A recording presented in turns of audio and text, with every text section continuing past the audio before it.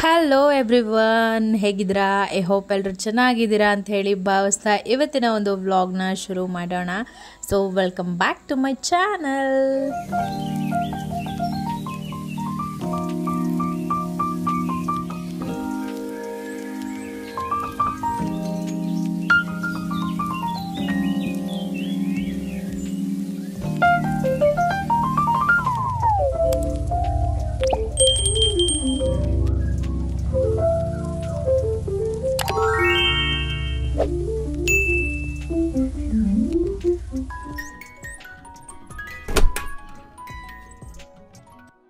It's Thursday morning ನಾನು vlog ಶುರು ಮಾಡಿಕೊಂಡೆ. ಸೊ ಮಠಕ್ಕೆ ಹೋಗ್ತಾ ಇದ್ವಿ, ರಾಯರ ಮಠಕ್ಕೆ. ಕಾಮಧೇನು ಕ್ಷೇತ್ರ ನಮ್ಮ ಮನೆಗೆ ತುಂಬ ಹತ್ತಿರ ಇದೆ. ಸೊ ಹಾಗಾಗಿ ಅಲ್ಲೇ ಹೋಗೋದು ನಾವು ಪ್ರತಿ ಸರಿನೂ. ಸೊ ಇವತ್ತೇನಪ್ಪ ಸ್ಪೆಷಲ್ ಅಂತ ಹೇಳಿದ್ರೆ, ಸೊ ಇಷ್ಟನ್ಗೆ ಸ್ಕೂಲ್ಗೆ ಅಡ್ಮಿಷನ್ ಮಾಡಿಸೋಣ ಅಂತ ಹೇಳಿ. ಆ್ಯಂಡ್ ಅಫ್ಕೋರ್ಸ್ ನಮ್ಮೆಲ್ರಿಗೂ ಗೊತ್ತಿರುತ್ತೆ, ನಾವು ಯಾವುದೇ ಒಂದು ಕೆಲಸನ ಶುರು ಮಾಡ್ಕೊಳ್ಳೋದಕ್ಕಿಂತ ಮುಂಚೆ ನಾವು ರಾಘವೇಂದ್ರ ಸ್ವಾಮಿ ಮಠಕ್ಕೆ ಹೋಗಿ ಬರ್ತೀವಿ. ಸೊ ಏನೇ ಒಂದು ಸ್ಪೆಷಲ್ ಡೇಸ್ ಇದ್ರೂ ಕೂಡ ನಮ್ಮ ಲೈಫಲ್ಲಿ ಅದೆಲ್ಲ ಥರ್ಸ್ಡೇನೇ ಆಗಿರುತ್ತೆ. ಸೊ ಹಾಗಾಗಿ ಇವತ್ತು ಥರ್ಸ್ಡೇ ಅವಳಿಗೆ ಅಡ್ಮಿಷನ್ ಮಾಡಿಸೋಣ ಅಂತ ಹೇಳಿ ಸೊ ಮಠಕ್ಕೆ ಹೋಗಿ ಬಂದು ಆಮೇಲೆ ಸ್ಕೂಲ್ ಹತ್ರ ಹೋಗಬೇಕಿದೆ. ಸೊ ಗುರುವಾರ ಆಗಿರೋದ್ರಿಂದ ಸ್ವಲ್ಪ ರಶ್ ಇರುತ್ತೆ ಬೆಳಗ್ಗೆ ಟೈಮು. ಯೂಶ್ವಲಿ ಒಂದು 8:30 ಹಂಗೆ ಹೋಗ್ಬಿಟ್ವಿ ಅಂತ ಹೇಳಿದ್ರೆ ಫುಲ್ಲು ರಶ್ ಇರುತ್ತೆ. ಎಲ್ಲ ಕೆಲ್ಸಕ್ಕೆ ಹೋಗೋರೆ ಜಾಸ್ತಿ ಬಂದಿರ್ತಾರೆ ಆ ಟೈಮಲ್ಲಿ. ಸೊ ದೇವಸ್ಥಾನಕ್ಕೆಲ್ಲ ಹೋಗಿ ರಾಯರ ಆಶೀರ್ವಾದನೂ ಕೂಡ ಪಡ್ಕೊಂಡು ಅವಳಿಗೆ ಬ್ಲೆಸ್ಸಿಂಗ್ಸ್ ಎಲ್ಲ ಮಾಡಿಸ್ಕೊಂಡು ಬಂದ್ವಿ. ಬಂದಾದಮೇಲೆ ಇವಾಗ ಸ್ಕೂಲ್ಗೆ ಹೊರಟಿದ್ದಾಳೆ. ನೋಡಿ ಅವಳ ಎಕ್ಸೈಟ್ಮೆಂಟ್ ಯಾವ ಥರ ಇತ್ತು ಅಂತ. ಬಾಯ್ ಆನ್ಸ್, ನಾಳೆಯಿಂದ ಜೊತೆಗೆ ಹೋಗಂತ್ರಿ, ಓಕೆನಾ?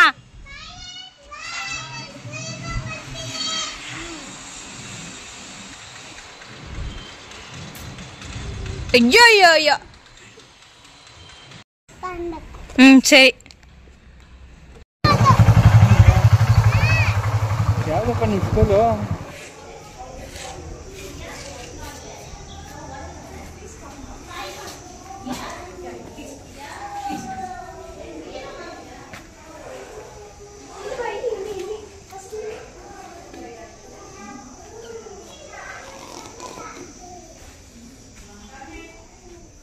ಸೊ ಅಡ್ಮಿಷನ್ ಪ್ರಾಸೆಸ್ ಎಲ್ಲ ಮುಗೀತು. ನಾನು ಅದು ಯಾವುದೂ ಶೂಟ್ ಮಾಡ್ಕೊಳ್ಳೋಕೆ ಹೋಗಲಿಲ್ಲ. ಬಿಕಾಸ್ ನಮ್ಮದು ಅಲ್ಲಿ ನಮ್ಮದೇ ಮೈಂಡ್ ಒಂಥರ ಇರುತ್ತೆ. ಸೊ ಅದ್ರ ಬಗ್ಗೆ ತಿಳ್ಕೊಳ್ಳೋದು ಅದೆಲ್ಲ ಇರುತ್ತೆ. ಸೊ ಹಾಗಾಗಿ ಏನೋ ವಿಡಿಯೋ ಶೂಟ್ ಮಾಡಲಿಲ್ಲ.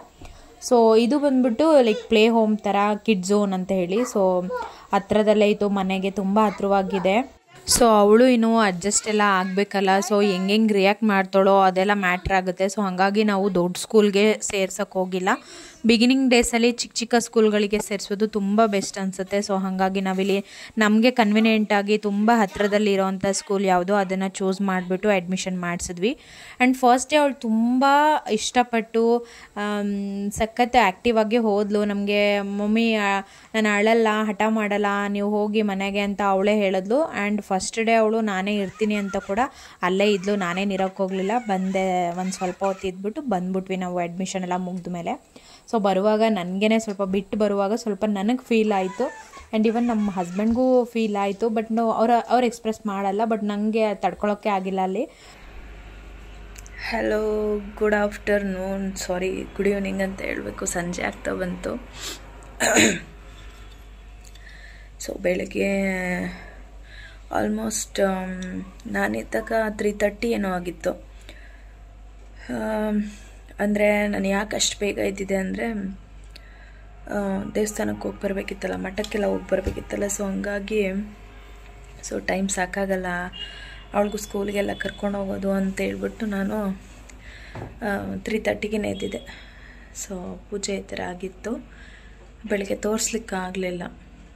ಸೊ ಬಾಗಿಲು ಕೂಡ ಹಾಕಿಲ್ಲ, ಹಂಗೆ ಬಿಟ್ಬಿಟ್ಟಿದ್ದೀನಿ. ಸೊ ಹಂಗಾಗಿ 3:30ಗೆ ಎದ್ದಿದ್ನಲ್ವ. ಸೊ ಅವಳಿಗೆ ಸ್ಕೂಲ್ಗೆಲ್ಲ ಡ್ರಾಪ್ ಮಾಡಿ ಬಂದು ಆಮೇಲೆ ಮತ್ತೆ ಹೋಗಿ ಕರ್ಕೊಂಡು ಬಂದು ಅವಳು ಮಲ್ಕೊಂಡ್ಳು. 6 o'clockಗೆ ಎಬ್ಸಿದ್ದೆ ಅವಳಿಗೆ. ಸೊ ಹಂಗಾಗಿ ನಾನು ಕೂಡ ಸ್ವಲ್ಪ ಹೊತ್ತು ಮಲ್ಕೊಂಡಿದ್ದೆ.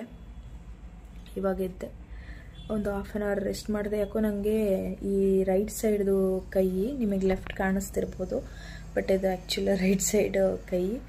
ನನಗಿದು ಸ್ವಲ್ಪ ಮೂಳೆ ಇಲ್ಲಿ ಸ್ವೆಲ್ ಬರ್ತಾಯಿದೆ ಈ ಪೋರ್ಷನಲ್ಲಿ. ಸೊ ಹಾಗಾಗಿ ಸಖತ್ತಂದರೆ ಸಖತ್ ಪೇಯ್ನ್ ಇದೆ ನನಗೆ. ಬಟ್ಟೆ ವಾಶ್ ಕೂಡ ಮಾಡೋಕ್ಕಾಗ್ತಾಯಿಲ್ಲ, ಜಾಲ್ಸೋಕ್ಕಾಗ್ತಾಯಿಲ್ಲ, ಸಿಕ್ಕಾಪಟ್ಟೆ ಪೇಯ್ನ್ ಆಗ್ತಿದೆ. ಹಾಗಾಗಿ ಸ್ವಲ್ಪ ಹೊತ್ತು ಮಲ್ಕೊಳ್ಳೋಣ ಅಂತ ಮಲಗಿಬಿಟ್ಟಿದ್ದೆ. ಇವಾಗ ಎದ್ದೆ. ಸೊ ಈಗ ಕೆಲಸಗಳನ್ನ ಶುರು ಮಾಡ್ಕೊಬೇಕು.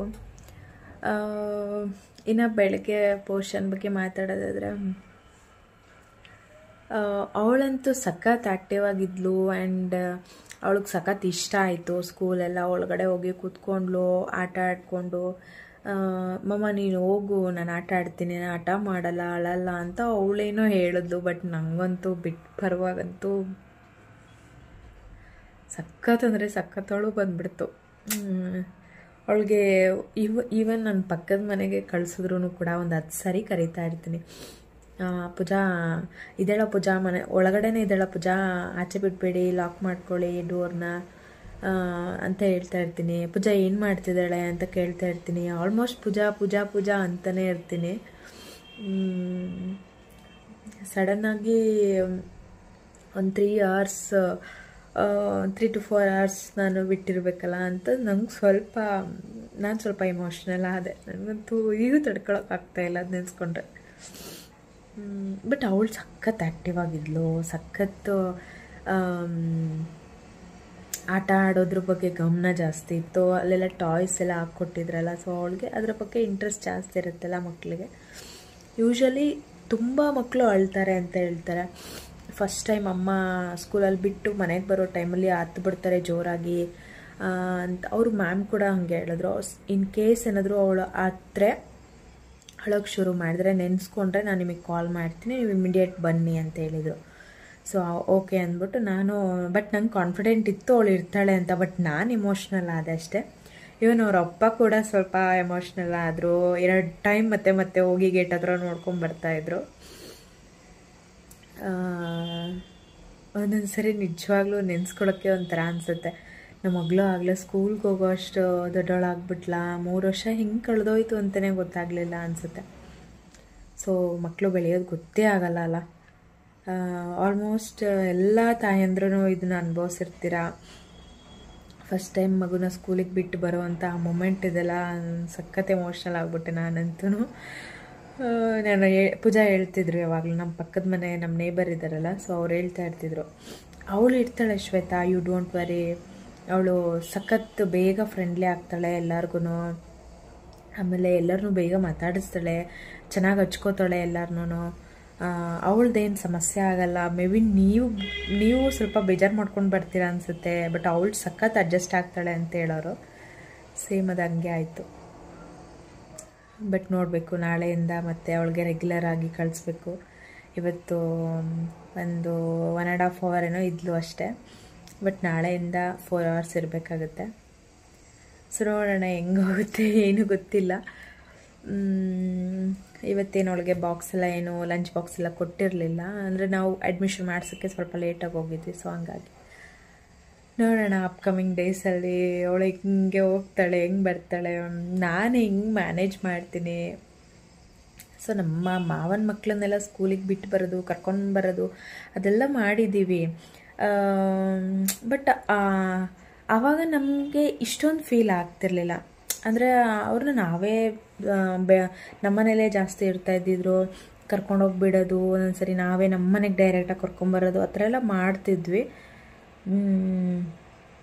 ಬಟ್ ಆ ಟೈಮಲ್ಲಿ ಹೆಂಗೆ ಅನಿಸ್ತಿತ್ತು ಅಂದರೆ, ಎಜುಕೇಷನ್ ಇಂಪಾರ್ಟೆಂಟ್ ಅಲ್ವಾ, ಹೋಗ್ಬೇಕು, ಕಲಿಬೇಕು, ಅವರು ಒಳ್ಳೆ ಸ್ಕೂಲಲ್ಲಿ ಹಾಕಬೇಕು, ಆ ಥರ ಅಷ್ಟೇ ನಮ್ಗೆ ಥಾಟ್ಸ್ ಬರ್ತಿತ್ತು. ಬಟ್ ನಮ್ಮ ಮಕ್ಕಳೇ ಅಂತ ಅಂದಾಗ ಸ್ವಲ್ಪ ಸಖತ್ ಎಮೋಷ್ನಲ್ ಆಗ್ಬಿಟ್ಟೆ ನಾನಂತೂ. ಬಟ್ ನಿಜವಾಗ್ಲೂ ಹೇಳಬೇಕು ಅಂದರೆ ಹಾಸ್ಟೆಲಲ್ಲೆಲ್ಲ ಬಿಡ್ತಾರಲ್ಲ, ಬೋರ್ಡಿಂಗ್ ಸ್ಕೂಲಲ್ಲೆಲ್ಲ, ಯಪ್ಪ ತಂದೆ ತಾಯಿ ನಿಜವಾಗ್ಲೂ ಹೆಂಗಿರ್ತಾರೇನೋ ಗೊತ್ತಿಲ್ಲಪ್ಪ. ನಾನು ಎಡವಿಬಿದ್ರೆ ಸ್ಕೂಲು ಹತ್ರದಲ್ಲಿದೆ, ಹೋಗಿ ಕರ್ಕೊಂಡು ಬರೋದು 10 ನಿಮಿಷ ಮ್ಯಾಕ್ಸಿಮಮ್ ಅಂದರೆ ನಂಗೆ ಆಗುತ್ತೆ. ಇಷ್ಟಕ್ಕೇ ನಾನು ಹಿಂಗೆ ಬೇಜಾರು ಮಾಡಿಕೊಂಡೆ. ಆಮೇಲೆ ನಮ್ಮ ಬಿಲ್ಡಿಂಗಲ್ಲಿ ನಿಂತ್ಕೊಂಡು ನೋಡಿದ್ರೆ ಅವಳು ಸ್ಕೂಲ್ ಕಾಣಿಸುತ್ತೆ ಆರಾಮಾಗಿ, ಇಷ್ಟೊಂದು ಹತ್ರ. ಆದ್ರೂ ನನಗೆ ಅವಳಲ್ಲಿ ಗೊತ್ತಿಲ್ಲದೆ ಇರೋವಂಥ ಆ ಒಂದು ಜಾಗದಲ್ಲಿ ಬಿಟ್ಟು ಬರಬೇಕಲ್ಲ, ಅವಳನ್ನ ಯಾರೂ ಪರಿಚಯ ಇಲ್ಲ. ಹೆಂಗಿರ್ತಾಳೆ ಅಂತ ಸಡನ್ನಾಗಿ ಒಂದು ಸರಿ ಹಂಗೆ ಅನಿಸ್ಬಿಡ್ತು ನನಗೆ. ಕಂಟ್ರೋಲೇ ಮಾಡೋಕ್ಕಾಗಿಲ್ಲ. But boarding school, hostel life ಎಲ್ಲ ಬಿಡ್ತಾರಲ್ಲ ಚಿಕ್ಕ ಚಿಕ್ಕ ಮಕ್ಕಳನ್ನ, ಅಪ್ಪ ನಿಜವಾಗ್ಲೂ ಕಷ್ಟ ಅಪ್ಪ. ಒಂಥರ ಈ ಎಕ್ಸ್ಪೀರಿಯನ್ಸ್ ಕೂಡ ಮಾಡಿದೆ ಲೈಫಲ್ಲಿ ಅನಿಸ್ತು ಅಷ್ಟೆ.